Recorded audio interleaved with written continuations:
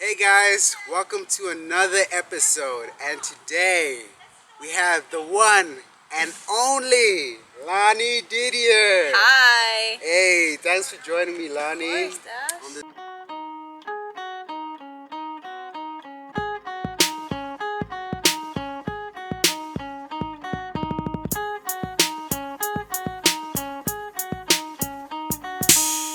this beautiful sunny day. Oh, it's so sunny. Yeah, it is. This whole past week has been extremely hot, but it's amazing. So I met Lani at Snow College, last year. Last year, yeah. And we're both in the Black Student Union Club, and yeah, we gotta do a whole episode with like everyone. Legit, that would be like crazy. I bet know, you right? we wouldn't even get anything done. We were laughing way too hard. Yeah, that's how it always is when we cruise around. Yeah. So yeah, we met at the BSU, and we've just been like a family since then. It's so amazing because Lani is like the mom of the group. So we got two moms in the group. We got Ayana and we got Lani. So Lani's the one who's like feeding us, making sure everyone's okay. And today I wanted to talk to Lani about like just family and the importance of having that support system, because she's just so caring and she makes sure everyone is okay. Like she'll send a text at 1 a.m. saying, "Hey Dash, did you get home okay?" And he never responds back. I do respond. I didn't respond in Florida because I didn't have my phone. Okay, so yeah, I always let her know I'm good. So yeah, basically, I just want to cover family with Lani and just the importance of that. So yeah, Lani, you told me that you've got like two younger siblings, right? And you're the oldest. Yeah, So I was the only child for 8 years, had all the attention, all the toys. Then my little sister Slada came on when I was 8 years old, and like I loved it. Like we were like so tight, and at the time when I was younger, like everything worked out. You know, like we had the same things, we played with the same toys. You know, and it was just so much fun. There's this picture of us that my mom took, and it was after my sister got surgery because she had a cyst in her eye. And it was her holding onto my cheek like she was telling me a secret, and I was laughing, and it was the cutest thing ever. It's one of my favorite memories. Yeah. Wait, I think. Let me just check if it's still recording. Okay, that's cool. I'm gonna just use the audio from the camera and cut this part out. Okay, that's awesome.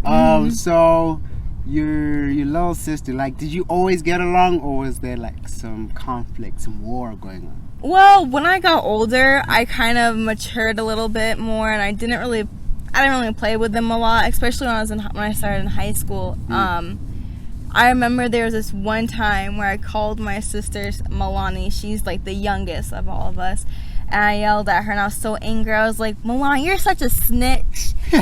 And my mom and dad got so pissed off of me. They were like, "Milani, get your butt up here!" And they gave me a new one. But I usually don't fight with them because I win all the time. So you know, it's not worth it. It really isn't. That's with funny. them. That's funny. Oh yeah, like, so I have a younger sister, and she was the exact same way. She would tell my mom everything, and that made me and my brother so mad, because it's like, we can't trust you. You're like the snitch, and like she would get so mad when we called her a snitch, but that's exactly what she was doing. Yeah, my sister Milani, the youngest one, she's like, my sister Slaya was like, "You have to keep a secret, Milani." Yeah. The minute she tells that secret, she goes over, my mom talks with her about it, and Slada was like, "Milani, it was a secret." And she was like, "How do you expect me to keep your secret if I can't keep my secret?" And it was the funniest thing ever. That's cute. She was so cute. She used to say the stupidest things ever. That's funny. So now that they're older, like you said that you grew up and like you're more mature, and you're not like, you don't play with them on that level anymore, but you still have that connection, like you still talk to them and play and all that stuff, right? My sister is like, my parents, they live in South Carolina now, And like the most important thing is like I'm gonna see my parents, I'm gonna see my sisters, but like my sisters, like we kind of have like a disconnect sometimes, but like they know that if they need anything, if I need to beat somebody up, like they're like, Lani, you have to come do this for me, or you have to help me with this, you know. So they know that like if anything happens, I'm there for them, and that's just the connection that we have. Okay, so you are like already put in that role of being the protector for your sisters. Yeah. And is that why you're like that with the BSU as well? Like, this is my family, I gotta look after them. Yeah. Okay.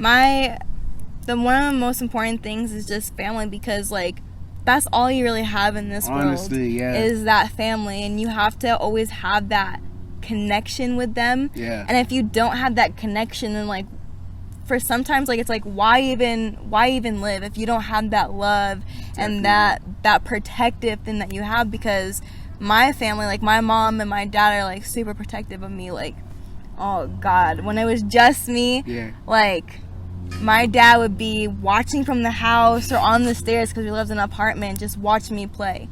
The dude had no life whatsoever because he just protected and he watched over me. And I've gotten that so much. My mom, they're both overprotective, but like that's just how I was raised, and I know the good and the bad, and same thing with others. Like I want to make sure that they're safe, like how my parents made me feel safe. Okay.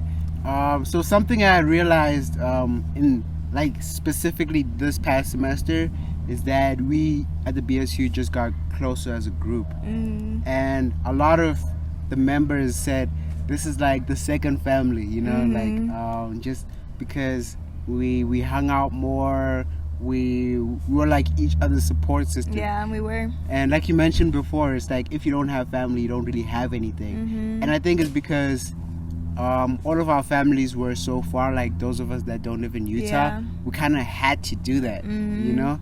So like why do you think we just like, how do you think that happened?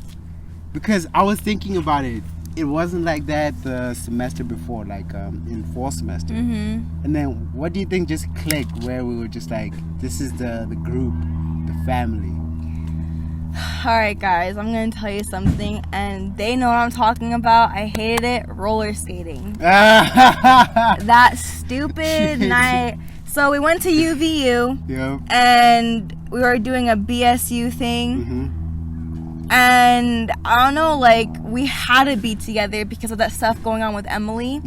And just having, like, we didn't really protect her the way we were supposed to, but like you had that protective feeling, you know.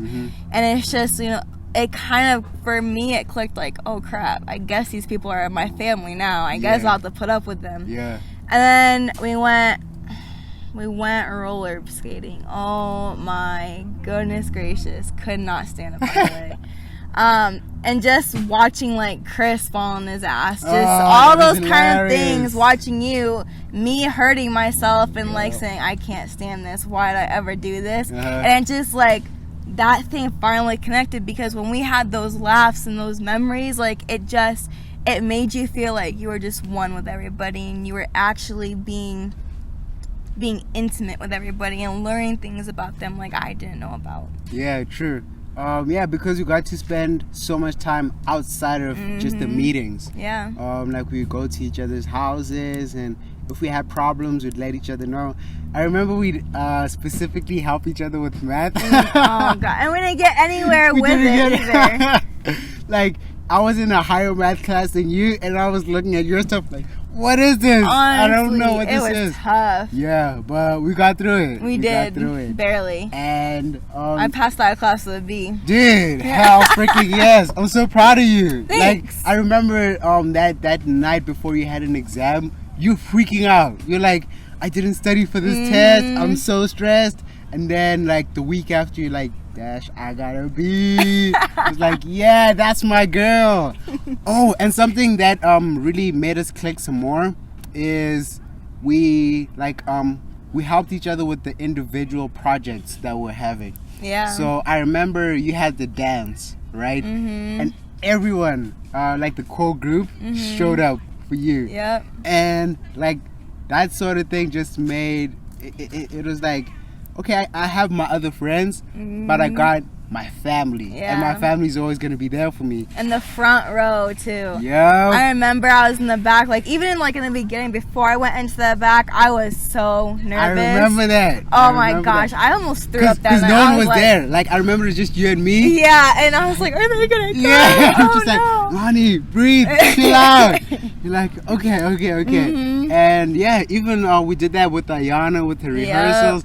Remember that one? That was like, that took And she's forever. Like, Yep. Yeah, My that gosh. 2-hour one. Dude. Oh my gosh, but- that thing was long. But we were there until the end because that's our girl. Heck yeah. And I remember we're like supporting her, like we would clap the loudest, like, I know the drum major, oh, like, so that she knows we were Heck there, yeah. you know? Or the night where we almost got ran over just for photography, just yes, for Chris's yeah. project. Dude. Oh gosh. Just those memories. And I remember with I would have sued him if I got hurt. I'm telling you.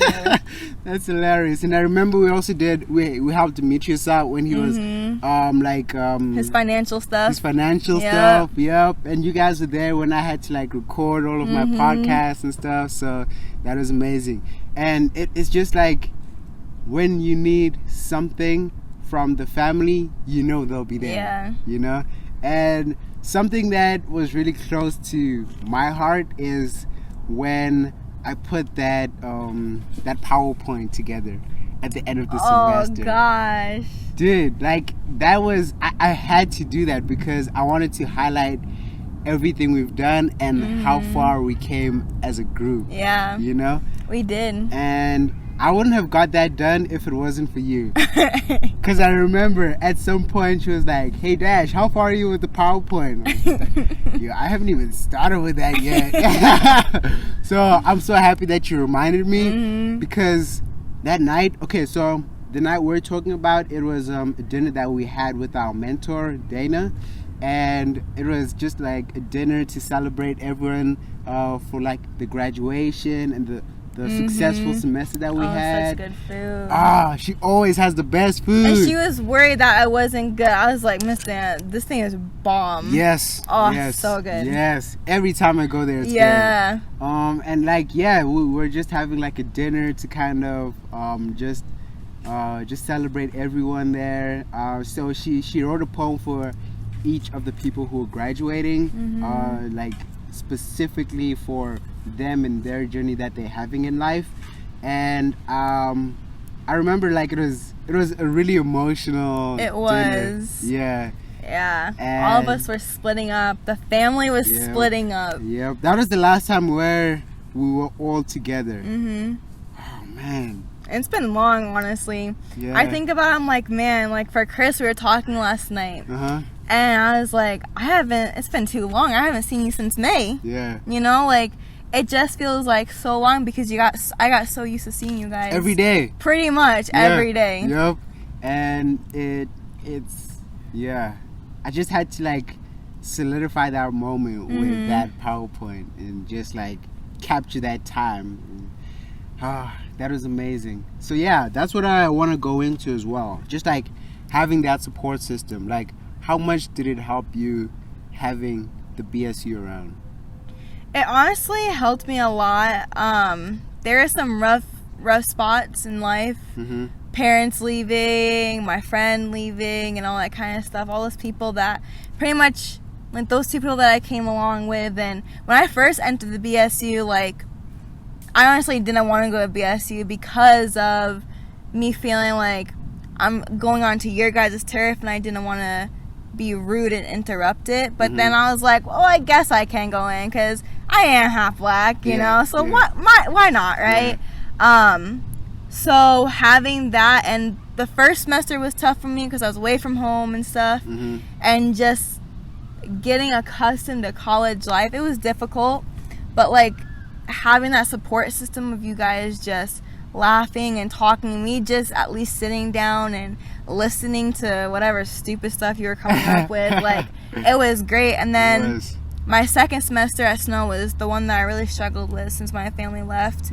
And just having you guys there, it sort of lessened the pain of not having my family here in Utah. Definitely. Yeah, same thing with me. So I've been in the BSU for like 2 years, but it only like I only felt like it was like beginning to become a family this past semester, and you guys actually became my family because I haven't seen mine.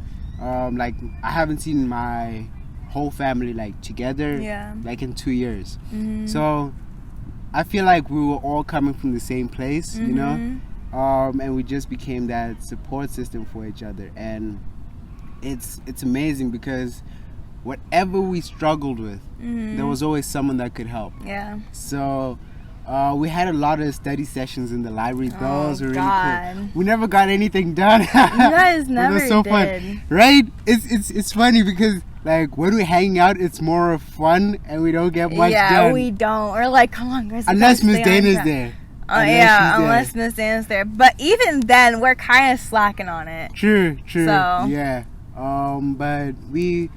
Oh, and something that I really want to mention is the Dare to Dream. That was amazing. That is amazing. Like, it was so stressful. I remember staying up 12 o'clock at night. We were there for hours on end, and I felt like nothing got done. And me, I'm the perfectionist of the group. And I know that irritates a lot of us, but I'm the perfectionist of the group. I'm like, it has to be a certain way. It has to be a certain way. And like, man, Chris and I, we were doing it. It was the next day. We were up until 12. I didn't go to bed until 2 o'clock that night. Yeah. And then he came over to my house from 2 to like 5 o'clock. We were together, just putting that thing together. And we had the fabric glue. Oh my God, that thing smelled up my house. Yep. And like, Chris saw that there's cancer properties in it. And he was like, oh God, I'm gonna get some cancer. And I'm like, it's for the project. It's for BSU. We can do it. Not just BSU, but for Snow College. Yeah. Because we actually started something. We did do good. So basically, what we did was it was an idea we got from what is it? Expect the Great. Yep. Yeah. And basically, we had a piece of cloth, and we would write a dream that we wanted to achieve. And the person who facilitated the event actually sewed all of the cloths together and made like a tapestry sort of thing. So it was just like seeing our dreams come to life. Exactly. And we did that at Snow College as well, and it was the first time anyone has ever done that, and a lot of people really loved the idea. And because during Black History Month we had events every week, we would actually put out the tapestry for people to fill out their dreams so that we could put them together and just say, these are your dreams, so we're just putting it out for the world to see. And we started a movement because a lot of people responded really well to it. They really did. Yeah, so and they heard everybody on campus, a lot of them like, oh, have you heard about this? Have you heard about this? And it was great. Yeah, it was. Black History Month was amazing. What is your favorite event from Black History Month? Well, I only went to one, so it was the dance. The dance was my favorite, just dancing with everybody. So Chris barely busting down his moves.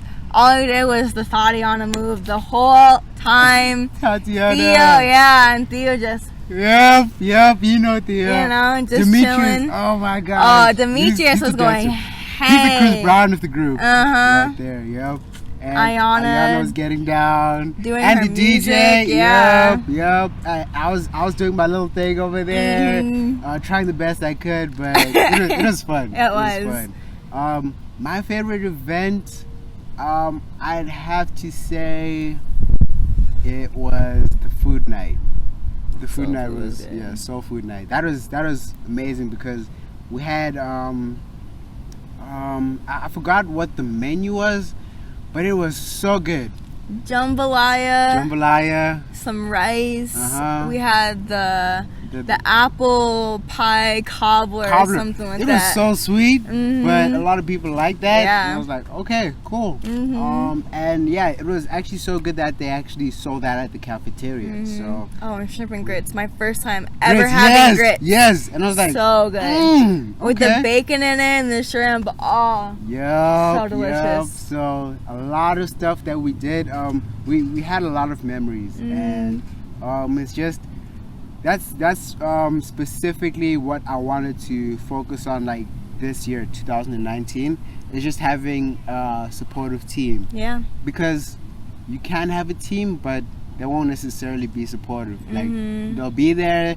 They might listen to you, but they might not necessarily have the best advice. Yeah. And with the BSU, at least one person there had the good advice. You know, and you could always go to Miss Dana, like always, and she knew exactly the guru of what to say. everything. Right, sensei, right there, yeah. And she was the North Star, and I feel like that's why we got so close, because we were all attracted to her. Yeah. And we just like, okay, like there's other people around, so let's just do something together, you know.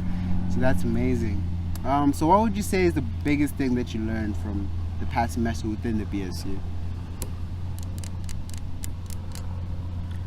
I think that what I learned is there's so many stories out there that haven't been heard, and just listening to you guys about maybe the social stuff or the racism that happens to you guys, it's just, I feel like everybody needs to hear those stories, because a lot of people here in Utah, at least, they think that racism doesn't exist, but it very much does. And you have all of people of color saying that this is what's happened. Nobody's really listening to their story about what happened, how they feel every single day walking out on the streets or going to their job, and how they feel discontent with themselves because of it. Yeah. So that's something that I learned. Definitely. That is the first time where it was like a really open discussion where I knew how everyone felt about the situation. Yeah. I feel like the biggest thing I learned was just being there for your friends, like being supporting them all the way. You know, when you say you're gonna do one thing and going through with it 100%. That is the biggest thing I learned. And you guys, I know that you guys are gonna be a part of my life, like forever. Honestly. Yeah. So thank you for that, Lani. Like honestly, like with you specifically, I remember the one day I got sick and I wasn't feeling too good, and I was at Dana's house, and I texted you and I was like, could you take me to the hospital? And you're like, yeah, sure, I can take you after class. And like we hung out at Dana's house for a little bit, and we went to the hospital, and you're like, like whatever you need, just let me know. And that's when I knew Lani's got my back. And I was like, yo, that's amazing. That's amazing. So thank you for being there for me. Of course. And forever and always, my dude. Forever dude, you're my dude. You're my dude. So I mean, like for the viewers and the listeners out there, what is something that you'd like to share with them and just put awareness to? I say that when you are anywhere, right? If you have family and you haven't talked to them for a while, or you feel like you're an outsider in your family, just talk with them. Like, no matter what, our lives here on earth are so short. So we have to make sure that we tell people that we love them, we care for them, we're still there. Even if your family is in Africa or Italy or somewhere in the United States, in Texas, in Connecticut, and Minnesota, anywhere. They could be in Antarctica, honestly. Just tell them that you love them and you care for them, because that's all they want to hear. Is because most people nowadays, they feel like they're alone. They're away from everybody that they know because of how this world is with technology and jobs and money. Sometimes people just don't have money, and they're working and they're working and they're working to get that money, and they just don't take the time out of their day to tell their loved ones that you love them. Yeah. So make sure to do that. Honestly. Wise words from Lani. And you'll definitely be hearing from her. She's going to do amazing and big things in the future. So Of course. keep an eye out. Alright. Thanks for tuning in, guys, and stay tuned for the next episode. Heck yeah. Have a great day, guys. Dope! I like that. That is real.